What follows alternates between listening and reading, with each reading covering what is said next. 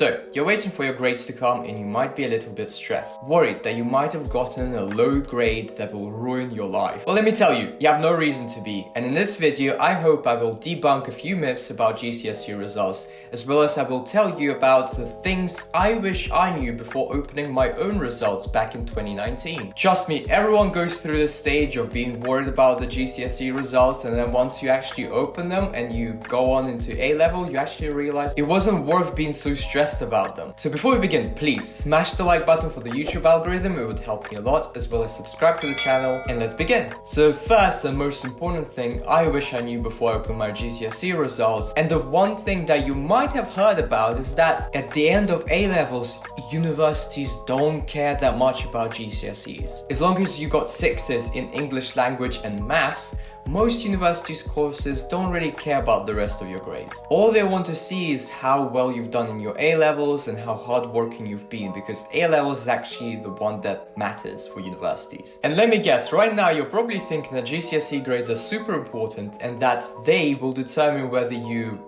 end up working in McDonald's or at Google. Well, they don't. Or at least as long as you get the 6s in the subjects I mentioned before. So with that first fact out of the way, let's go on to fact number 2. This is more of a quick thing to realize from personal experience. Your worst predictions for your grades right now, where you might be thinking, oh, I didn't write that sentence, or I didn't write that many paragraphs in English, I might have failed, or I attempted this question in maths and it didn't go that well, and then I wasted so much time on it and I failed maths. Well, those predictions might be very much wrong. From my personal experience, and I think for English it will definitely be the case, because just English isn't something you can quantify your marks on compared to maths. In maths, for example, after you leave your exam hall, you can actually just go through your memory and remember what answers you kind of got, and then find solutions either online or solve it yourself again in a home-based environment where you have access to your calculator, computer, Google, etc. And you can kind of predict what marks you got. Compared to English though, where you have no idea what the mark is going to be like, but you might be thinking, oh god, I failed English, that's it, it's the end of me. When I was waiting for my GCSE results, I thought I absolutely failed English literature. I wrote only 2 paragraphs for one of the questions and I thought, that's it, I'm done. Combine that with the fact that during the exam my mind was just completely blank and I was panicking a lot. I thought the maximum grade I could wish for is a 4 or a 5, and that is if I'm lucky. And guess what? I ended up getting a 9. My predictions were completely wrong. I genuinely thought I would have gotten a 5 or a 4, and I cried about it after the exam. I still remember that. It was a horrible moment. I literally cried because I was so stressed, because English literature is something I've been preparing for the entire year 11. And it would be a shame if I wasted so much time preparing for English literature only for my mind to just go blank during the exam, and as a result I would get a low grade. But thankfully, it all went past me and I got a grade 9. So fact number 2 is that your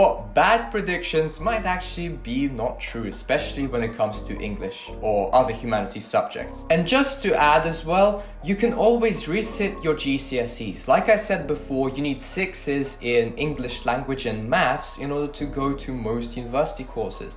And if you got a lower grade than that, in year 12 or 13, you can actually resit your GCSEs and up your grades. There are so many opportunities out there, and you can definitely just resit your GCSEs and get better grades if things go south.